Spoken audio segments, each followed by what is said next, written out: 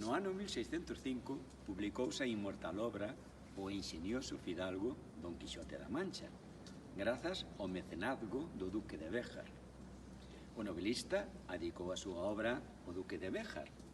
Por iso o nome desta cidade aparece en primeiro lugar na súa obra.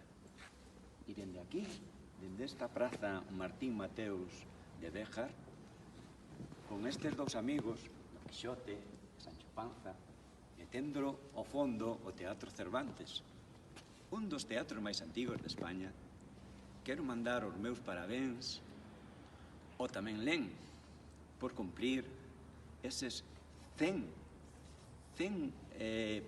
Tamén Len, unha importante cifra. E espero que cando se cumpran os 200 poida mandar outro vídeo dedicado como este. Unha aperta moi grande e moitos bicos para esa maravillosa familia do IES Pedras Rubias.